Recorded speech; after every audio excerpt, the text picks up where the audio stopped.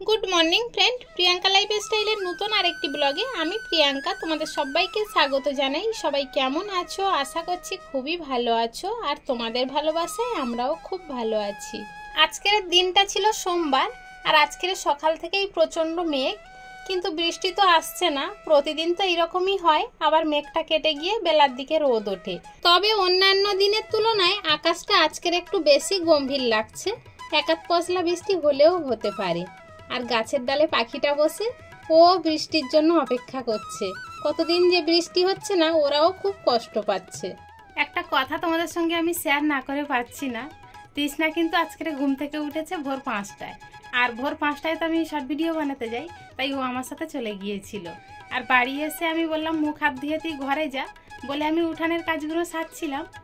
ও এসে দেখো বিছানা মাদুর সব তুলে ফেলেছে, বিছানা ঝেড়ে বিছানা পরিষ্কার করে গুছিয়েছে, খুব সুন্দর করে বিছানা তুলেছে। সত্যি আমি ওর কোনোদিন বলিনি যে তুই বিছানাটা তোল। আমি অনেক সময় বলি বালিশগুলো একটা সাইড করে দে, কিন্তু আজকে দেখছি বালিশ গুছিয়ে যেখানে যেভাবে রাখি আমি, ও সেখানে সেভাবেই রেখেছে। বড় কাঁথা, গায়ে দেওয়া কাঁথা, ও আর আমি দুজনেই গায়ে দিই।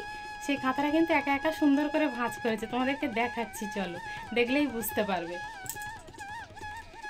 এই দেখো বড় কাঁথা, সেটাও সুন্দর করে ভাঁজ করেছে। এই বালিশগুলো এখানে রাখি সেখানেও রেখেছে, আর ওই যে পাঁচ বালিশগুলো ওখানে রাখি সেখানে সেগুলো রেখেছে। আর সুন্দর করে দেখছি বিছানাটা ঝেড়ে টান টান করে পেতে দিয়েছে।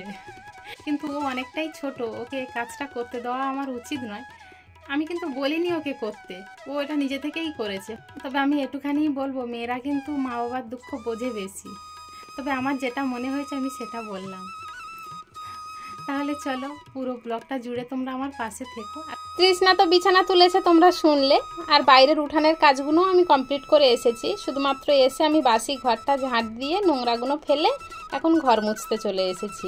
তবে আজকের সকালে অন্য দিনের মতো রান্নার চাপ নেই, তবে কয়েকটা সেলাইয়ের কাজ রয়েছে, সেগুলো করতে হবে।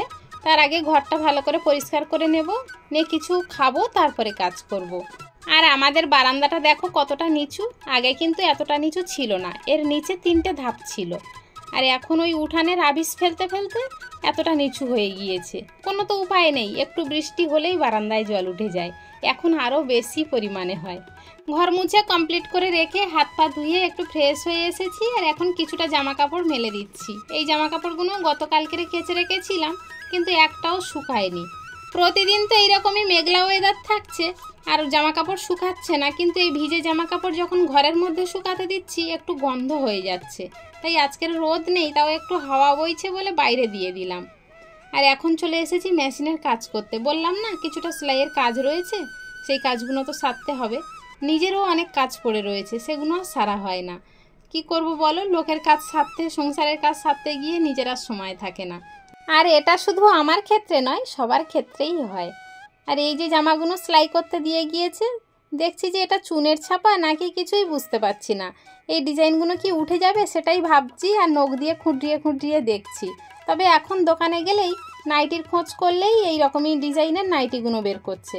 আমি তো দুটো নিয়েছি, কিন্তু উঠে যাবে কিনা তাও জানি না, বললো তো উঠবে না। তোমাদের সাথে গল্প করতে করতে সেলাইয়ের কাজটাও কমপ্লিট করে নিয়েছি। ওদিকের লোকের কাজ গুছিয়ে রেখে মেশিন ঢেকে রেখে স্নান করে ফ্রেশ হয়ে ঠাকুরের ভোগটাও লাগিয়ে দিয়েছিলাম, আর সুন্দর করে ঠাকুরঘরটাও সাজিয়েছি। আর পরে তৃষ্ণাকে বলেছিলাম ভোগটা তুলে নিতে, তাই এখন তৃষ্ণা গোপালকে ভোগ খাইয়ে তাই ভোগটা তুলে নিচ্ছে। এদিকের কাজ তো সব প্রায় কমপ্লিট, এবারে যাব একটু রান্নাঘরে। এখন প্রায় বাজে বেলা 11টা। তবে আজকে তেমন কিছু রান্না করিনি বলে তোমাদেরকে আর দেখানো হয়নি। তবে কি খেলাম সেটা তো তোমাদেরকে দেখাতেই হবে। এই যে আলু সিদ্ধ ভাত করেছিলাম আর পটল ভেজেছি, এই দিয়েই আমরা সবাই মিলে ভাগযোগ করে খেয়ে নেব। তাহলে চলো আজকের ব্লগটা এখানেই শেষ করছি। দেখা হচ্ছে নতুন আরেকটি দিনে নতুন আরেকটি ব্লগের সাথে। ততক্ষণ পর্যন্ত সবাই ভালো থেকো, সুস্থ থেকো, আর সবাইকে ভালো রেখো।